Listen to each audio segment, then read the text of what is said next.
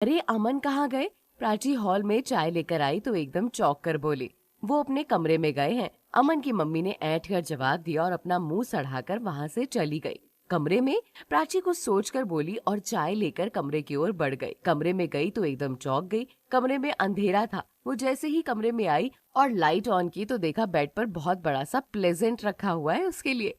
ये प्लेजेंट कौन लाया और किसके लिए? प्राची कुछ सोचकर बोली और कमरे के अंदर गई तो ट्रे टेबल पर रखकर वो उस प्लेजेंट के नजदीक गई। प्लेजेंट पर साफ साफ लिखा हुआ था सॉरी और एक स्माइली बनी हुई थी। प्राची वैसे भी समझ चुकी थी कि ये अमन की हरकत है, फिर भी उसने गिफ्ट की रैपिंग खोली तो देखा उसमें एक बहुत बड़ा टेडी बियर था और उसके साथ चॉकलेट के बड़े बड़े डिब्बे भी थे। अमन को तो मैंने कभी अपनी फेवरेट चॉकलेट्स और इन सब चीजों के बारे में नहीं बताया, तो उसे कैसे पता चला कि मुझे इन चीजों का भी शौक है?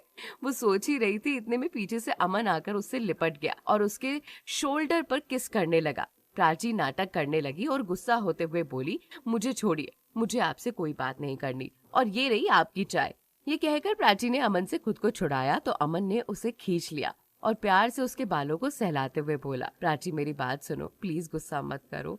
तुम्हें मुझे सजा देनी है ना तो दे दो, पर ऐसे चुप मत रहो। मुझे पता है मैंने जो गलती की है वो शायद माफी के लायक भी नहीं है, पर एक लास्ट चांस तो दे सकती हो ना तुम मुझे? प्लीज एक लास्ट टाइम दे दो, पक्का इसके बाद कोई भी गलती नहीं करूंगा। अमन ने प्राची को समझाते हुए कहा।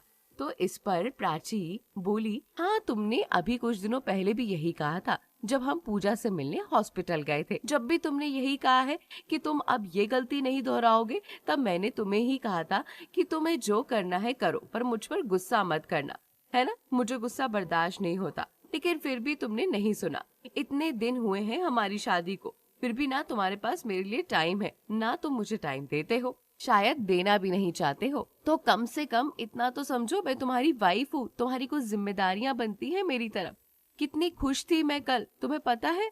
सब कुछ भुलाकर मैं तुम्हारे साथ जिंदगी की एक नई शुरुआत करना चाह रही थी। क्या क्या नहीं सोचा था मैंने कल के लिए, और तुम्हें तो शायद इस बात से फर्क ही नहीं पड़ता कि मैं क्या चाहती हूँ। ये कहते कहते प्राची की आंखों में आंसू आ गए थे। तो अमन उसके आंसुओं को पोंछते हुए बोला, ऐसा नहीं है प्राची, मैं मानता हूँ मुझसे गलती हुई है, पर जैसा तुम सोच रही हो वैसा कुछ भी नहीं है। मैं बस काम में इतना उलझ गया था कि ये भूल गया था कि तुम मेरी वाइफ हो। मुझे तुम्हें भी टाइम देना है। अमन ने कहा। अच्छा पक्का काम में बिजी थे तुम? हाँ हाँ, कहाँ रहूंगा। एक मिनट, तुम मुझ पर शक कर रही हो? जब शक करने लायक बात हो तो शक करना तो बनता ही है ना, प्राची ने मजाक करते हुए बोला। मतलब? आज तुम्हारे कोट पर मुझे लिपस्टिक का निशान मिला था, कैसे आया वो तुम्हारे कोट पर? कैसे? हाँ, वैसे तो मैं शकीली पत्नियों में से नहीं हूँ जो शक करूँ, फिर भी मैं तुमसे एक बार खुद से ही ऐसे पूछ रही हूँ, क्या चक्कर है? यार सॉरी, वो लवली ने मुझे ज्यादा ड्रिंक करवा दी थी और ड्रिंक में मुझे पता ही नहीं चला कि मैं कहाँ था कहाँ नहीं, बस इसीलिए शायद किसी से टकरा गया, तभी हुआ आया होगा ये निशान। अच्छा तो तुम्हारे लिए तुम्हारी वाइफ से ज्यादा दूसरी लड़कियां मायने रखती हैं? ऐसा कुछ भी नहीं है, तुम जानती हो ना, प्यार मैं बस तुमसे ही करता हूँ। और अभी बातों में टाइम वेस्ट मत करो, और सुनो, आज हम बाहर डिनर करने जा रहे हैं तो तैयार हो जाओ। डिनर करने? पर क्यों? प्राची अचंभित होते हुए बोली। अच्छी पत्नी हो तुम, अभी किसी और पत्नी को अगर उसका हस्बैंड बोल दे कि वो डिनर पर ले जा रहा है तो वो कितना खुश हो जाती, और तुम कितनी अनरोमांटिक सी पत्नी हो, बस यही कहती हो कि कहाँ जा रहे हैं, क्यों जा रहे हैं। कितने सवाल करती हो तुम प्राची। मैंने सवाल नहीं करा, मैं बस पूछ रही हूँ, क्योंकि नीचे वालों को जवाब भी देना पड़ता है।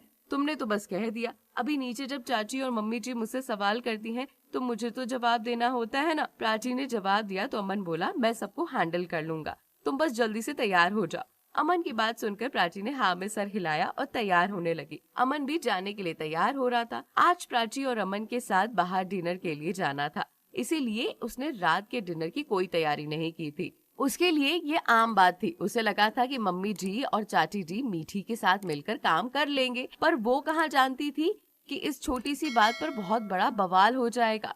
प्राची तैयार होकर नीचे गई तो इतने में ही अमन की मम्मी बिगड़ते हुए बोली, कहाँ थी तुम प्राची? हाँ, कब से आवाज लगा रही हूँ। मैं वो मम्मी जी तैयार हो रही थी, प्राची ने जवाब दिया।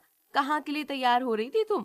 वे पता है ना, रात का डिनर का टाइम हो रहा है, सब वेट कर रहे हैं, और तुम्हें डिनर की तैयारी नहीं की। वो मम्मी जी, मुझे लगा आज आप लोग देख लेंगी। क्यों, तुम्हें कौन सी कमाई करनी है? अमन की मम्मी प्राची को घूरते हुए बोली। अमन ने भी अपनी मम्मी के मुंह से ये सारी बातें सुन ली थी। वो सीढ़ियों पर खड़ा होकर सारी बातें सुन रहा था और उसे बुरा भी लग रहा था कि अमन की मम्मी एक नौकर की तरह समझती है। प्राची ने ही तो हर काम की जिम्मेदारी नहीं ले रखी ना, वो भी प्राची दिन भर खाने की तैयारियों में लगी रहती है। ये बात अमन खुद भी देखता है और अगर एक दिन प्राची काम नहीं कर पाई तो उस पर इतना चिल्लाने वाली क्या बात है। वो मम्मी जी, मैंने जाने की तैयारी कर रही थी इसलिए नहीं कर पाई क्योंकि मुझे बाहर जाना था अमन के साथ, प्राची घबराते घबराते बोली। प्राची, तुम इस घर की बहू हो, तुम्हारी जिम्मेदारी बनती है घर की चीजों को लेकर, फिर तुम इतना बेफिक्र कैसे हो सकती हो? हाँ, तुमसे एक काम नहीं होता अपने टाइम पर। मैं कितना काम कर लेती थी पर आजकल की लड़कियों से कुछ होता ही नहीं है। अमन की मम्मी लगातार प्राची को ताने मारे जा रही थी और प्राची चुपचाप सुन रही थी क्योंकि वो नहीं चाहती थी कि वो उन्हें जवाब दे या उन्हें बुरा लगे। पर अमन को जब ये सारी बातें बर्दाश्त नहीं हुई तो वो सीढ़ियों से उतर के नीचे आया और अपनी मम्मी को देखकर बोला, क्या कह रही हैं आप मम्मी? हाँ, प्राची इस घर की बहू है, नौकरानी नहीं। उसने हर काम की जिम्मेदारी नहीं ले रखी है। उसकी खुद की भी एक लाइफ है। शादी के पहले वो बहुत कुछ करती थी, शादी के बाद उसने सारा काम छोड़कर अपने घर की जिम्मेदारियां हाथ में ले ली। ऐसे थोड़ी ना कुछ चलता है। उस पर भरोसा रखिए, वो सारी जिम्मेदारियों को अपने हाथ में ले लिया है उसने। इसका मतलब ये नहीं है कि आप उसके भरोसे ही बैठी रहे। उस प्राची ने आने से पहले भी इस घर में काम होता था और आज भी लोग कर रहे हैं, तो उसके भरोसे क्यों चल रहे हैं? अगर एक दिन प्राची डिनर की तैयारी नहीं करेगी तो आप लोग नहीं कर सकते क्या? कैसे बात कर रहा है तू अपनी मम्मी से? पहले तो तू ऐसे कभी नहीं बोलता था। जरूर इस लड़की ने तुझे पट्टी पढ़ाई होगी। मैं जानती हूँ यही करती है जो भी करती है। अमन की मम्मी जोर से चिल्लाकर बोली। अब आगे क्या होगा पता चलेगा आपको अगले एपिसोड में।